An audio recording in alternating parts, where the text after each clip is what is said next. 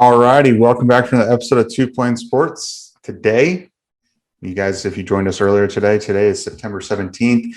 OU just beat Nebraska 49-14.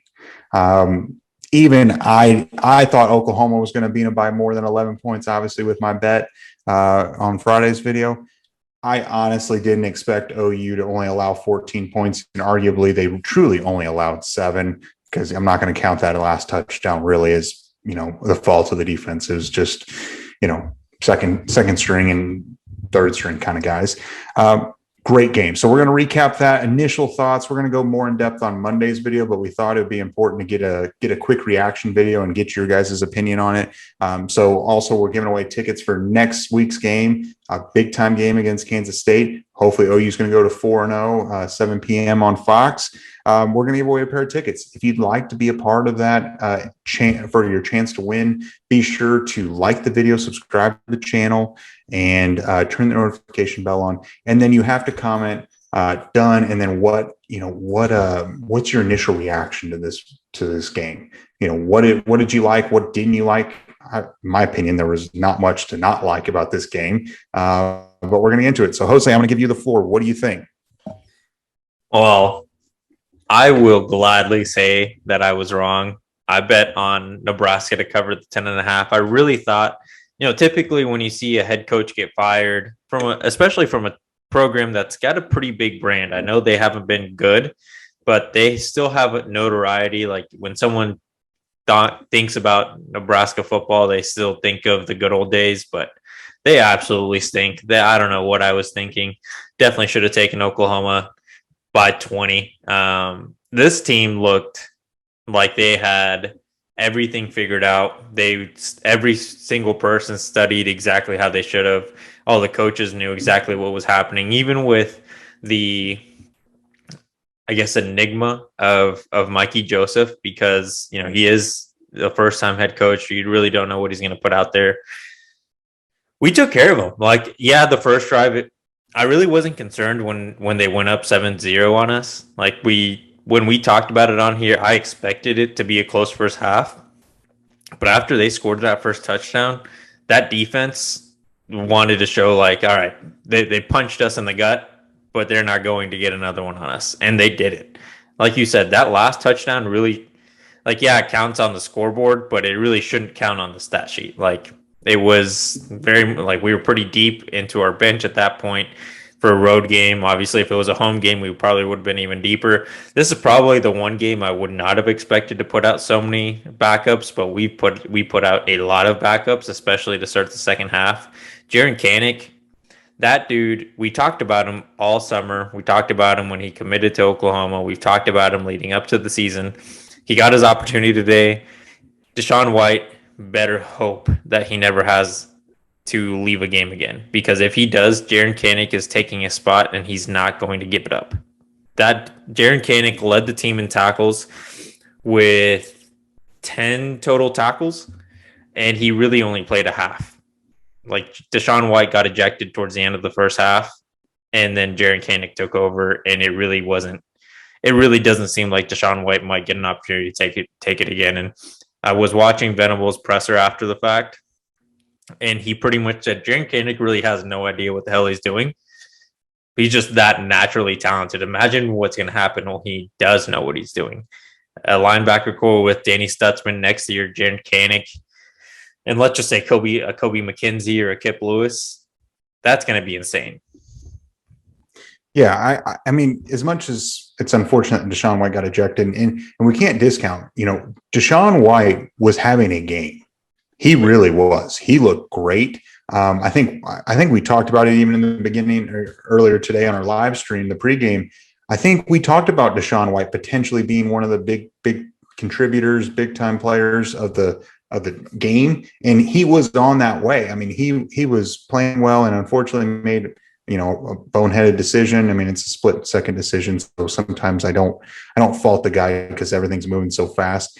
Luckily, it was on during the end of the first half, so he's going to be able to play starting against K-State, assuming that he's going to get a starting spot back, which I believe he will. I don't think Jaron Kanik will take it back because like Venable said, Canick really doesn't know exactly what he's doing quite yet. But I do agree. If this is where he's just running around, has no idea, and this is his floor, his floor is so high that it's higher than some other guy's best. You know, if you know what I'm saying, like his floor is so high, it's impressive. Jalen Redmond, man, he got after Casey Thompson. I mean, overall, that defensive line, Ethan Downs. We've been asking, where's Ethan Downs? Where's this? I mean, Reggie Grimes has been racking up the sacks of the first couple games, but Ethan Downs really hasn't been on the stat sheet. But Ethan Downs looked like a menace, and I think he's the best defensive end on this team, even though Reggie Grimes has been tearing it up. I mean, don't get me wrong, Reggie Grimes is very good. I think Ethan Downs is the best defensive end Oklahoma has. It's like 1A, 1B. They both look really good.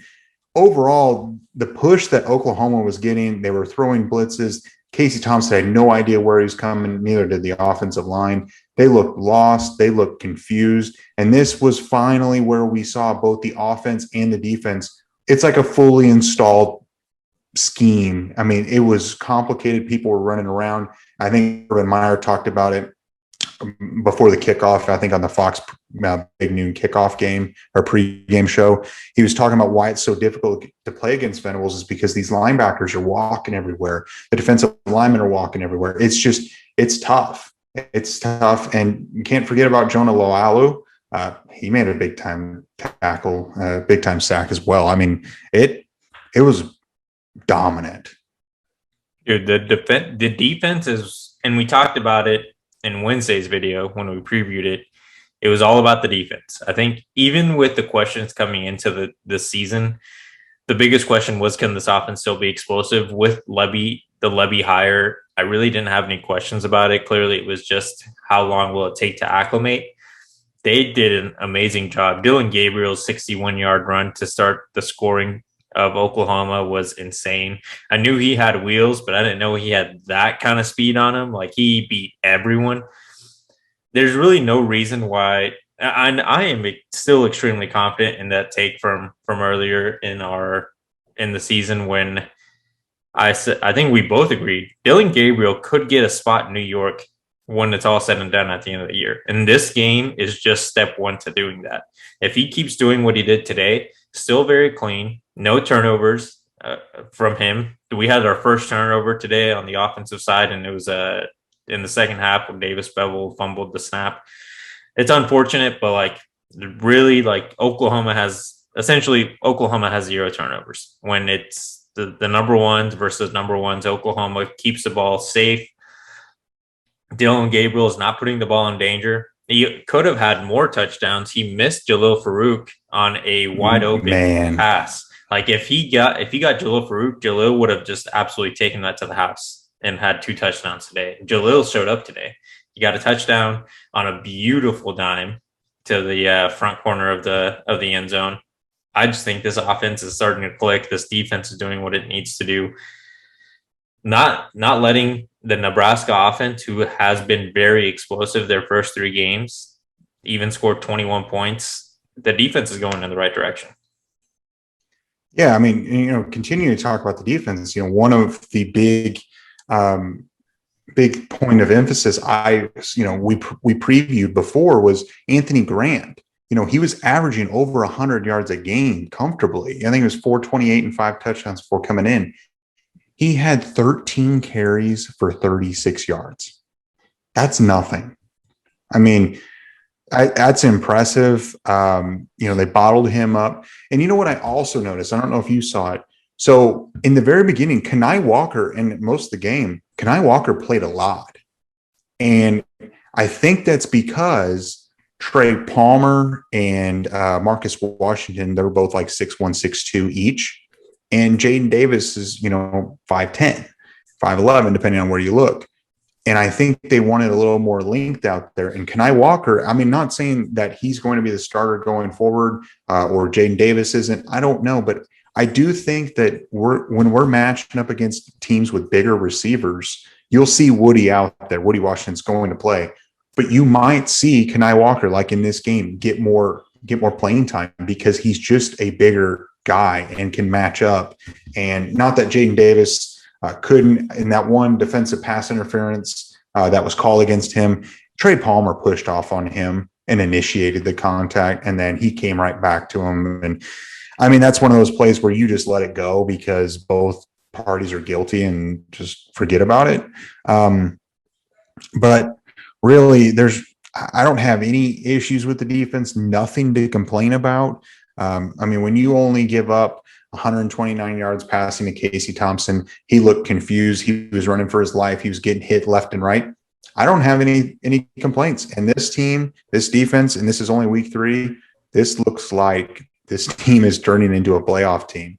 And I wish Brandon could see this.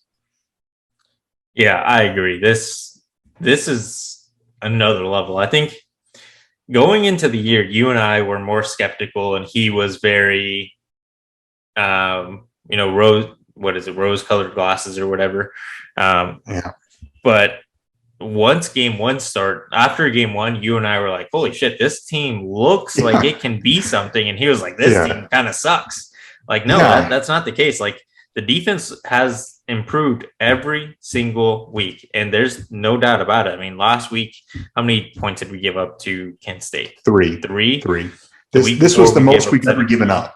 Yeah, this is the most touchdowns Oklahoma's given up this season. 14 points, 2 touchdowns, and again, like we said at the beginning, really only one. Like that last one, it counts on the scoreboard, but it should not count in like the eyes of someone voting for where the ranking should be. Oklahoma stamped I think this is a big stamp in their resume for the year. I know Nebraska sucks, but it's still a game where people thought, not only because Nebraska fired Scott Frost, the emotions behind that program, but they still believe Nebraska could challenge Oklahoma because of last year's game. The biggest difference between last year's game and this year's game, and really the only difference, is the head coach, Lincoln Riley versus Brent Venables. Brent Venables, a guy that's going to be fired up for every single game, versus Lincoln Riley, who I'm not going to speak for his time at USC right now, but his time at Oklahoma, he was definitely getting very much like, we're going to win this game. Who cares? Didn't really seem like he cared. There was very minimal discipline. And we talked about it even last year when we were talking about the game previews, and even in the reaction videos we posted, there was always an issue. Perrion Winfrey had some boneheaded mistakes. The offensive line would make boneheaded mistakes. There would always be dumb penalties because the emotions wouldn't be kept in check. And it was always on Lincoln Riley not putting discipline into the team. We're seeing what discipline goes in, how discipline helps a team win and not make mistakes.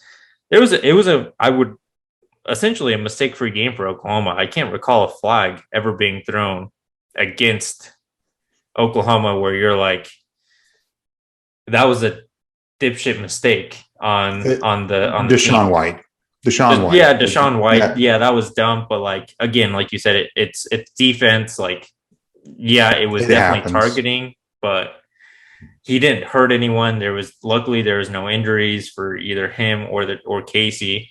Like, yes, it sucks, but it'll be all right. Like, that's something that can easily just be told, like, hey, keep your head up next time. Like that's not a hard fix. It's not a matter of discipline. That's just a matter of knowing what's happening. And like, it's really not discipline. I don't believe it is, because it hasn't happened repetitively for multiple people. I'm excited for this team. Every game that I watch for them makes me believe more and more in where this program is going to be at the end of this year.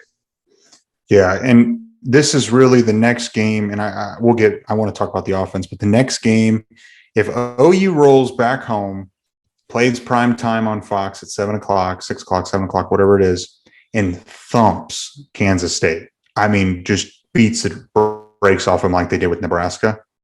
That's what I'm going to be like. I mean, I'm already almost there, but with them coming off of this, this is a rivalry game, coming back and taking care of business against Kansas State. This is where you just start elevating. And I tell you what, I would not be surprised after this game, especially if OU jumps Clemson in the AP poll. I mean, if Clemson kind of looks lackadaisical, DJ Uiagalelei, or however you say his name, Uiagalelei or whatever, struggles, you could see OU jump ahead. But look at the offense, and we'll start with the offensive line. I mean, just like the defensive line, it looked really, really strong. The offensive line had a really good game, and both sides of the ball, you could see the impact that Schmitty was having, or is having on this program already. And he's only been with the program since January. They looked they looked ready to play, and they weren't getting pushed backwards. So granted, a few times here and there, and that's going to happen. That's fine. Correct me if I'm wrong, but I'm pretty sure Guyton started. He did. Yes. Tyler Guyton started, but you saw Wanya Morris come in. And I felt like when Wanya was in there, I felt like I think this offensive line is going to be just fine. I really do.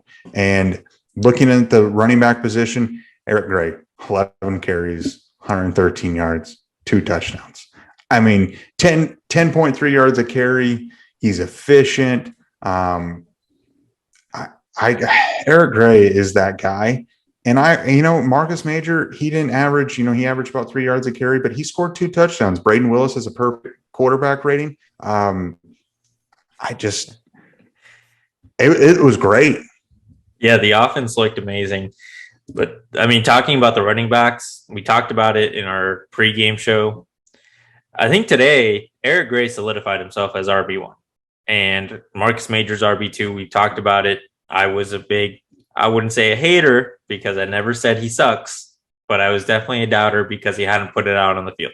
Marcus Major is going to contribute, but he's not RB1. And I think people need to just suck it up and realize that he's not RB1. Eric Gray is the number 1 running back, and Marcus Major is a situational running back where he's going to get the ball in the red zone. He's going to get his opportunities to score the ball. I would not be surprised if at the end of the year, once we're done with the Big 12, even through the conference championship, Marcus Major will have more touchdowns than Eric Gray. And that is fantastic because he's doing his job in the red zone. But Eric Gray will be the one that's helping lead this offense down the field, especially when it comes to having a longer field for the offense. With the wide receivers, Marvin Mims had an absolute game, but it wasn't fully because of his receiving abilities. On special teams, it really seemed like every time he was going back to catch a punt, he had an opportunity to score. And I know he didn't. And that's not really that big of a deal. I'm not disappointed that he didn't. But every time watching it, it seemed like this dude's going to get 15 to 30 yards every time. And there's no doubt about it. I mean, I don't know if the punter was bad, if he just didn't put enough hang time on it for Nebraska, but Marvin Mims had his way on special teams, and for receiving, he did what he wanted to when he had the ball. Yeah, it's unfortunate that Marvin didn't score that touchdown. It is what it is. And he would have scored another touchdown if he hadn't gotten tackled because he toasted that corner badly. I think it was in it was late first or second quarter. I can't remember. He got tackled before the ball even got there, and it was a beautiful ball, perfect. He would have scored there. He probably should have scored on that one that he didn't put his foot in the ground, in the end zone. He had a great game. I love seeing Jalil Farouk. Brandon would be very excited about his performance today. Finally, it seemed like the emergence there. He should have scored another touchdown. You alluded to it earlier. He toasted his guy, and Dylan just missed him. I mean, it happens. I was happy to see Weiss get himself a touchdown. He seemed like, he's definitely wide receiver 2, 3. Him and Farouk are going to be competing. Drake Stoops got a few catches. And I thought it was also cool that Caden Helms got one. I know it's late in the game, but that's a homecoming for him being from Nebraska. Dylan Gabriel overall, he had 3 total touchdowns, 300 total yards. Pretty efficient day. Can't complain. Yeah, he missed a few throws, but you can't be perfect. And it's only week 3. Remember, I still think that they have not reached their peak or their best yet. And I think by the Texas game, you're going to see the best of this team. And I still feel like they've got more to go because they have the ability and they just are learning as they're going. Yeah. On the schedule at this point, there's only one game where you can kind of sweat, and it is the Texas game. I mean, right now, as we're recording, Tulane is beating Kansas State 17-10 with less than 5 minutes left in the fourth. Like, Kansas State is good, and no, I'm not saying that they stink. Tulane is also a good team, so they shouldn't be looking. They should not have been looking past them if Kansas State did. But Kansas State looks a little bit easier to lose after today, or a little bit easier to beat after today. Sorry, Texas, depending on their quarterback situation, if Quinn Ewers is back for that game is going to be very difficult. We'll see what happens tonight versus UTSA, but Texas is really the only game where Oklahoma may drop it, and it would be because we're playing a good team rather than drop it because we didn't show up. I don't think this team will ever lose a game because they don't show up and they're not motivated. Venables will not allow that. For sure. I think I had a little bit of worries going in this game because we're so scarred from having teams not show up for games, and that's what we've grown accustomed to over the last decade. I'd say, arguably towards the end of Bob Stoops' era. I mean, we would just flop, and then Lincoln Riley continued that, and total different culture, total different, expectations are for Oklahoma. Overall, I can't complain. We'll go more in depth on Monday's show. Do you have anything to add on this game? Overall, can't complain. 3-0, quarter of the way through the season, 3-0, and we're perfect. 4-0, here we come. You can't be 12-0 unless you're 4-0. True. That's a fact. And I tell you what, this 3-0 feels totally different than last year's 3-0. So Pretty excited. So made it this far. We appreciate it and glad you liked the video. I hope you liked the video, actually. So you hit the like button, subscribe to the channel, turn the notification bell on. And as I said at the top, let us know what you think about this game. And you can be entered into for some tickets. Couple tickets we're giving away for the Kansas State game. That'll be announced on Monday's episode. So be sure to comment what you thought and your opinion on this game. Overall, I would imagine that most of the comments are going to be positive coming from Sooner fans. Granted, we might have some trolls show up. But like the video, subscribe to the channel, follow us on Twitter, Instagram, and Facebook, and Apple and Spotify. Everything's linked below. And we'll catch you guys Monday.